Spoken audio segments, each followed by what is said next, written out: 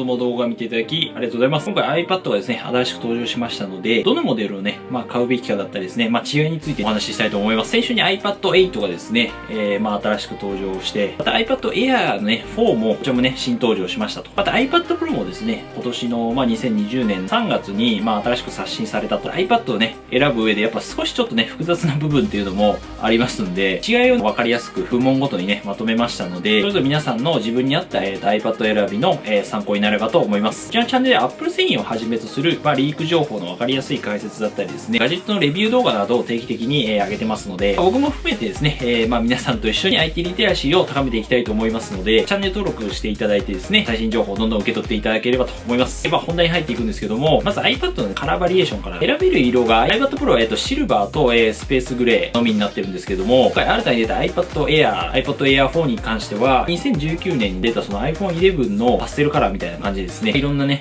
カラーバリエーション選べるようになってまして、おなじみのシルバーとかね、スペースグレーに加えて、ローズゴールドとかですね、ミントっぽいグリーンとか、スカイブルーとかね、選べますと。スカイブルーの、5色展開になっております。iPad 8に関しては、昔からある、シルバーとスペースグレー、ゴールドっていうね、3色展開ですね。ただその Air のローズゴールドと、この iPad 8のですね、ゴールドっていうのは同じゴールドっていう名前がついてはいるんですけども、結構別物かなっていう、感じですね。iPad の、本体サイズについてなんですけども、iPad Pro の11インチと iPad Air 4ですね。本体サイズではもうほぼ一緒と思ってもらっていいんですけど、Air の方が2ミリ、厚いです、実は。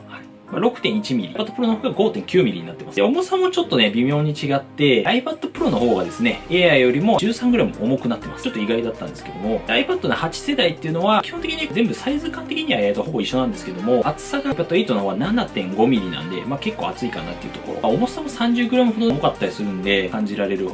があると思う。一番重さが軽いっていうのは Air。厚さが薄いのが Pro ですね。重さとか厚さもあるけど、価格が安いのは、iPad 8。本体サイズって基本的に一緒なんですが、違うんだけど画面のサイズですね。画面のサイズが結構大きな違いになってくるかなっていうところで、2018年に最初に登場しました、iPad Pro。本体サイズっていうものはやっぱ同じままで、ホームボタンとかがね、なくなった、ホームボタンがなくなったので、全画面に近いサイズ感になってます。今回登場した iPad Air 4に関しては、見た目はね、ちょっとパッと見 iPad Pro のね、11インチとそんな変わらないんですけども、10.9 インチっていうように 0.1 インチちょっと小さくなってますと。ちょっとここも注意ポイントがあって、アップの公式サイトにもね、下の方にね、小さく書いてあるんですけども、対角線上に測った時に、10.9 インチだと。厳密に言えば 10.86 インチって書いてあるんですよ。実際的に 10.8 インチくらいに思った方がいい。実際見える大きさみたいなのはちょっと小さく感じる可能性がある。普通にその使う上でね、そんな違いを感じられるかっていうとね、ないとは思うんですけども。iPad 8の方はやっぱ昔からあるこの本当もう iPad のデザインっていう感じですね。このね、横はそんな気にならないんですけども、やっぱ縦とこの下の縁ですね。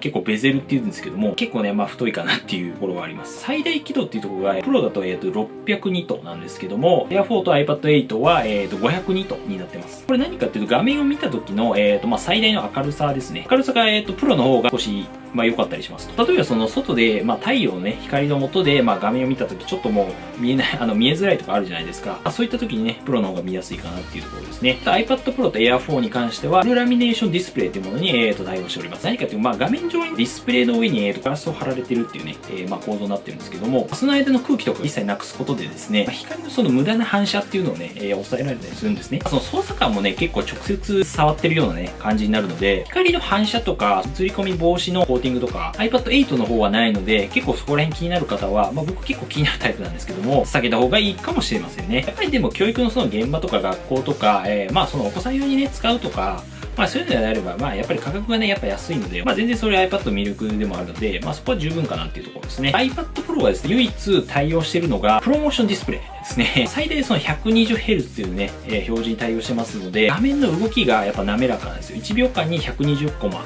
入るわけなんで、画面でやっぱスクロールとか、結構動きのね、多いゲームとかだと違いをね、感じます、本当に。あと映画になったら、48Hz に下げてくれたりとか、メモの時は 24Hz に、するとか、結構 120Hz にするとバッテリー消費がね、かなり上がったりするんで、そこら辺も一応自動的に抑えたりしてくれますと。iPad Air と iPad 8に関しては、60Hz にもう固定なので、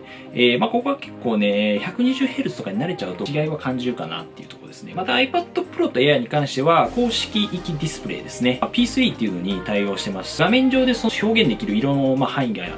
広いので、綺麗にこう画面が見えたりすると。その一方でやっぱ iPad 8は sRGB っていうですね、ちょっと古めめの対応になってるので、なってたりとかですね、トゥルートーンディスプレイっていうのにも iPad 8に関しては、対応してないので、トゥルートーンに関しては、周りのその環境に合わせて、画面の色っていうのを人間が、感じる色にですね、自動的にその最適化してくれる。暖色色のところで暖色にして、白っぽいところだと画面も白くなるみたいな iPhone にも実際に搭載されてるんですけども、つまり何がいいかと目の疲れをね、結構やっぱ軽減してくれるんですよね。ブルーライトのカットにもなったりするんで、これはなんで、プロとエアには搭載されてますと。画面に関して色々言いましたけども、やっぱり一番いいディスプレイを求めるなら、もちろんプロで、とにかくやっぱ安いので、いいよ。であれば、iPad 8かなっていう感じですね。エアも基本的には 120Hz 対応が以外であれば、ほぼ同じようなディスプレイになってます。それで、iPad のですね、ロック解除の方法なんですけども、生体認証っていうのは、面白いのが、全部モデルごとに違う方法になってます。iPad Pro は、iPhone と同様のですね、Face ID で顔認証ですね。そちらが採用されてます。3D でね、その奥行きとかを含めて、顔を登録しておくことで、ニューラルエンジンっていうね、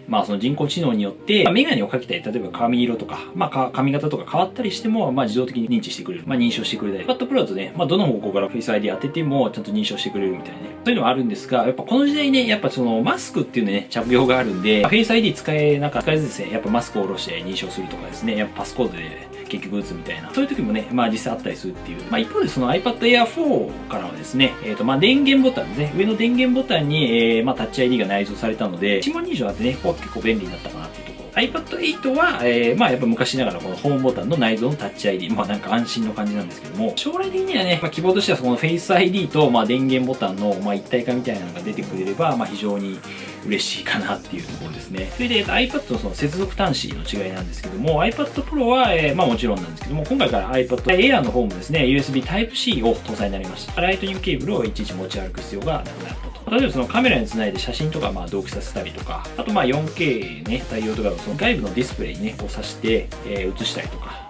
そういうのができるので、これは結構いいかなと。iPad 8に関しては結構ライトニングケーブルね、搭載なので、さっきのやっぱそのどうしても PC スタイルですね、パソコンのようなスタイルで使うとか、写真とか画像をこう送るみたいな、そういう連携とかは、モニターにつなげたりとか、っていう人はやっぱプロとか Air ね、Type-C 搭載の iPad がいいかと思います。続いて、iPad の性能ですね、今度中身について、チップとかね、違うちょっと説明していきたいと思うんですけども、iPad Pro の方は A12Z チップっていうものを、搭載しております。以前の iPad Pro の、A12X チップっていうのはちょっと改良したものなんですけども、7コアの、要するにコアっていうのは脳みその数ってことですね。脳みそ7個の GPU と8コアの、CPU なんで、性能としてはね、かなりやっぱいいかなと。最強のやつです。iPad Air は、次世代の A14 チップ、A14 バイオニックチップ搭載してまして、標準的なチップですので、これからiPhone 12にも搭載されると思われるんですけども、そのナンバリングというかね、数字が大きいので、なんかちょっと上なのかなって思ったりするかもしれないんですけども、おそらく A12X とか Z にはちょっと劣るかなっていうところ。ただその基本的なね、重い作業とかほとんどの作業はかなり iPad Air でこなせる性能っていうのね、十分持っているっていうところですね。iPad 8については、A12 チップ、バイオニックチップ搭載で、iPhone XS にね、使われたものなんですけども、A14 まではいかないけども、本当重い作業でない限り、もう十分サクサク動く性能ですかね。コスパっていう意味ではやっぱりね、iPad 8安いので、かなりやっぱいいんじゃないかなっていう。コスパはやっぱ一番いい感じがしますね。iPad 続いてバッテリーなんですけども、これがね、意外とね、全モデルのバッテリー、駆動時間同じなんですよね。iPhone 12とかも、おそらくその同じ駆動時間で、機能増やしてもね、同じ時間動くよっていう風に、OS のね、超電力にして、時間が伸びるよっていう、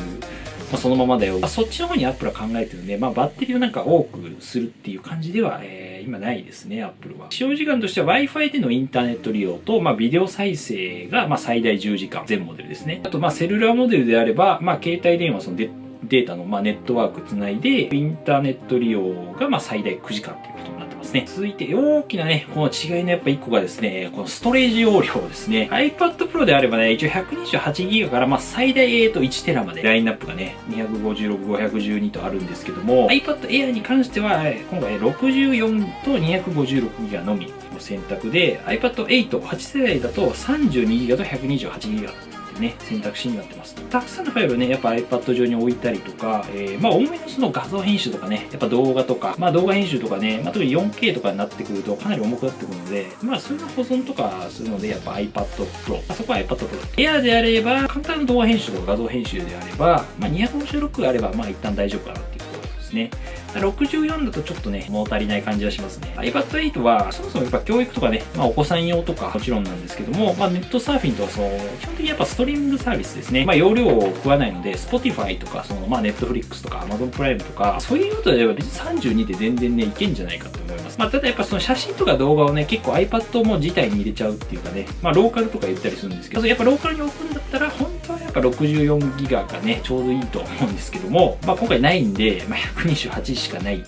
選ぶしかないかなっていうところですね。カメラ性能なんですけども、iPad Pro と Air のメインカメラっていうのは、同じ12メガピクセルですね。1200万画素の広角カメラ。ここは一緒なんですけども、もしかしたらそのチップの性能が A12Z と A14、微妙にその画像処理とか違ったりするようなので、撮った後の差がちょっともしかしたら出てくるかもしれないですね。どちらも一応 4K ビデオを1秒60コマで撮影、60fps で撮影可能です。iPad 8は8メガピクセル、800万画素のカメラで、1080p はですね、4K は撮れない。30fps ですね。1秒間に30フレームの、動画です。大きな違いはやっぱ iPad Pro にはその超広角レンズと、ライダースキャナーっていうのが搭載されてます。ライダースキャナーはやっぱ物体との距離をね、簡単にその光で測ることができるので、AR ですね。その拡張現実でこう部屋にボンなんか物を置いたりとか、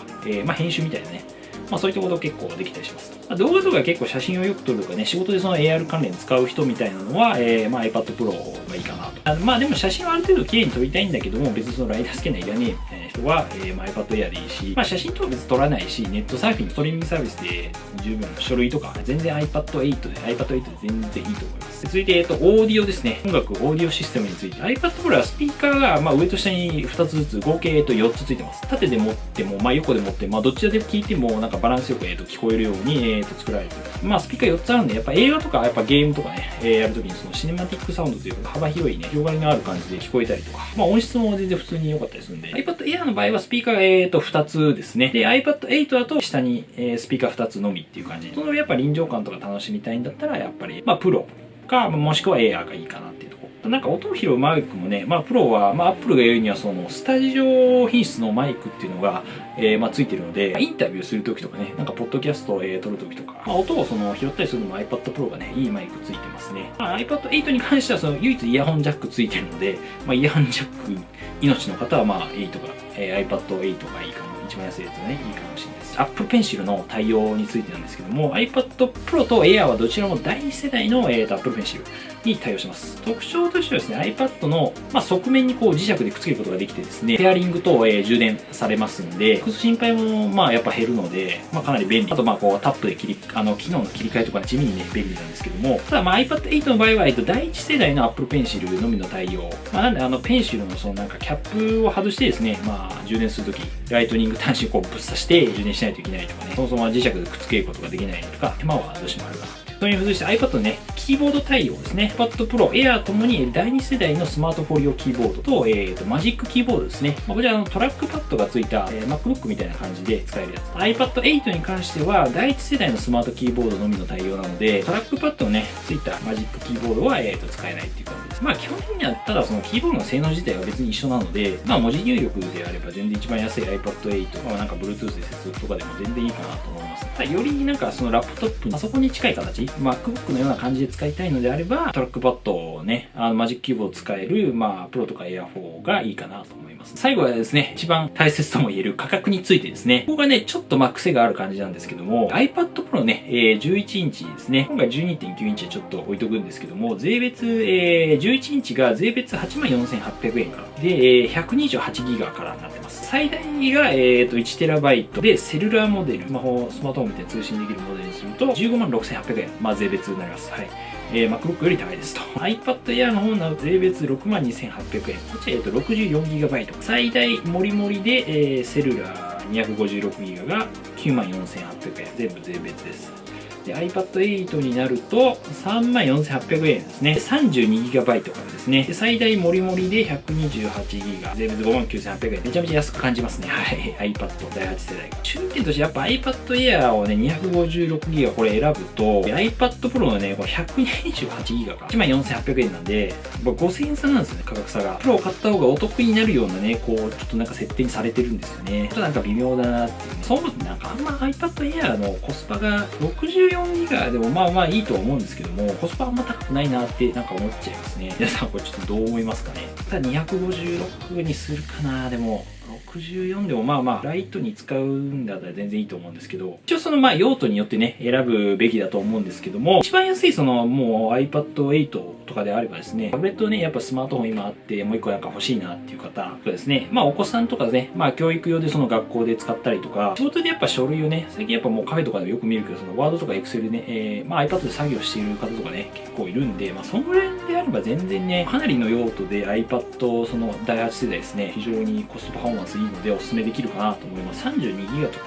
でね、ネットサーフィン、YouTube、Netflix、ストリーミングサービスであればそのストレージいらないんで、まあ、逆にやっぱ仕事で結構メインに使ったりとか動画編集、まあ、画像編集とかね、まあ頑張ればプログラミングとかもできなくもないんで、iPad Pro とかであれば性能的な心配は特に何もなくですね、安心して結構使えるんじゃないかなと